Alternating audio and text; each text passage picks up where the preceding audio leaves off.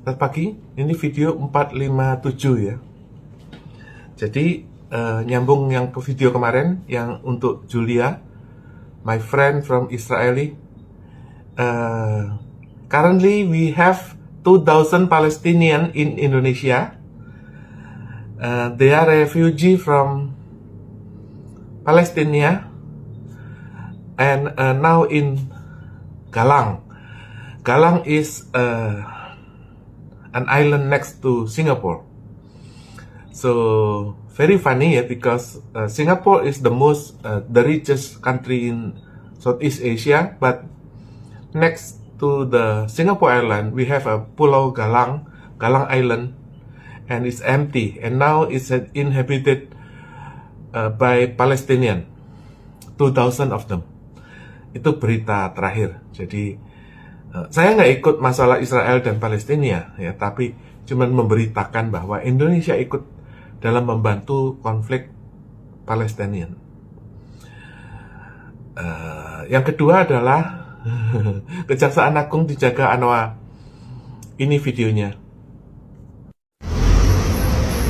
Persiapan masuk kantong parkir sudah di area kejaksaan. 2 rantis.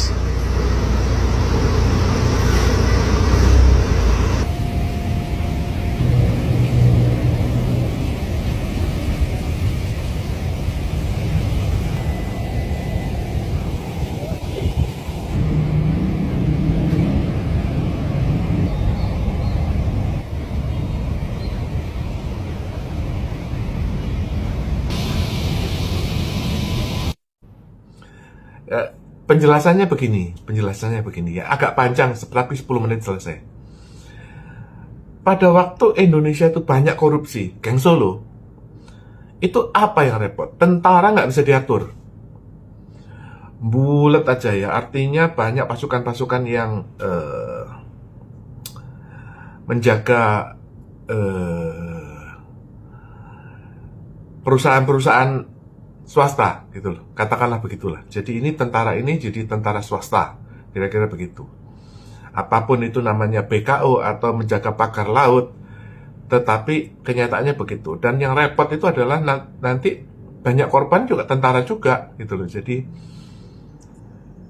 saking peliknya ini masalah oligarki ini. Kenapa kok oligarki ini bergejolak ya, sampai kejaksaan itu di Jakarta Anoa ya? Karena apa? Karena yang nyerbu itu bagian tim booster itu cuma 4. Kalau kamu bukan Kopassus, Marinir, Kopasgat, berarti kamu Densus. Jadi 4 kesatuan ini gitu loh. Kalau misalnya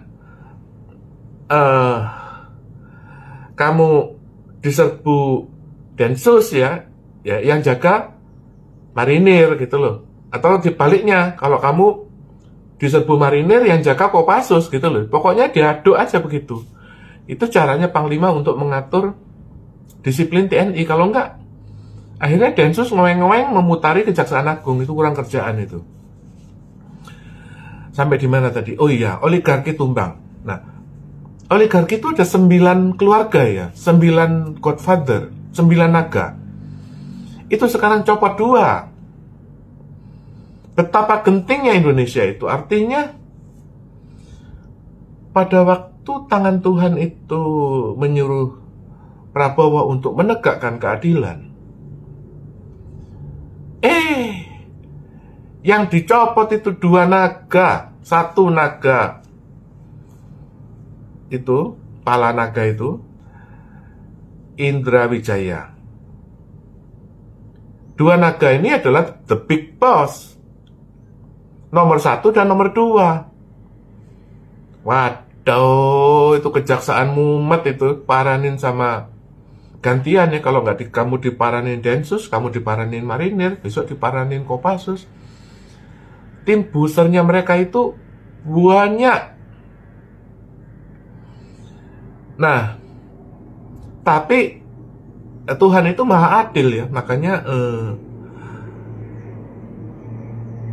dengan adanya 2 naga copot ini, akhirnya apa? Akhirnya kejaksaan bisa naik ya, marwahnya naik, dijaga oleh TNI, ANWA. Saya nggak tahu yang jaga TNI, yang jaga kejaksaan itu tim mana kalau nggak dari Kopassus, Marinir, Kopasgat, Densus, gitu loh. Nah, biasanya yang nyerbu kejaksaan itu Densus, kira-kira begitu. Itu kondisinya. Oleh karena itu, kita berpikir ya, kenapa kok Tuhan ini mencopot dua kepala naga ini ya? Kira-kira demikian.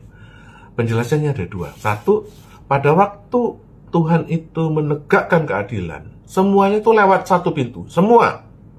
Ya, rekening bansos itu, rekening judol itu semua dilewati satu pintu.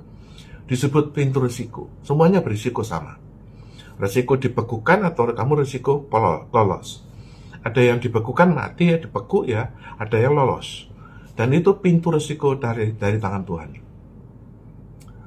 Nah, ada dua naga yang nggak lolos. Begitu lewat pintu, jebret, beku. Yaitu tangan kedua ya, peranan Tuhan. Yang satu tadi lewat tangan Tuhan lewat pintu risiko. Kedua,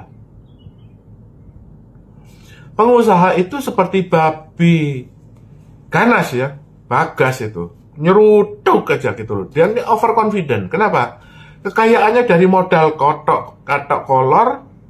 Sekarang Sinarmas itu utangnya 700 triliun.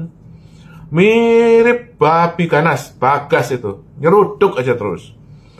Dan dia itu pada waktu akhirnya kena pintu tangan Tuhan, pintu risiko, dia dibekukan, jebret beku. Ya, dia langsung terjun ke jurang. Itu sifatnya babi ganas, itu terjang, jedas gitu ya. Terakhir kalau sudah kena tangan Tuhan, terjun ke jurang. Nah itu loh. Jadi oleh karena itu masyarakat itu sekarang memang dalam kondisi tangan Tuhan bekerja ya. Semuanya dimasukin pintu risiko. Ada yang kena penggal, yang kena beku, ada yang lolos ya. Tapi oke-oke saja.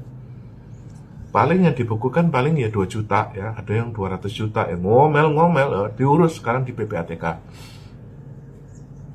Tapi kalau yang dua kepala naga ini kena penggal tangan Tuhan, dibekukan, itu seperti babi ganas nyeruduk, cuas gitu, akhirnya terjun ke jurang. Karena mereka itu tergolong orang yang keras kepala ya, kepala batu, kepedean, overconfident, udah kaya 7 turunan. Jadi mereka nggak bisa terima kalau dibekukan. Ngamuk Kejaksaan Agung diparanin Densus. Demikian perkembangan terbaru.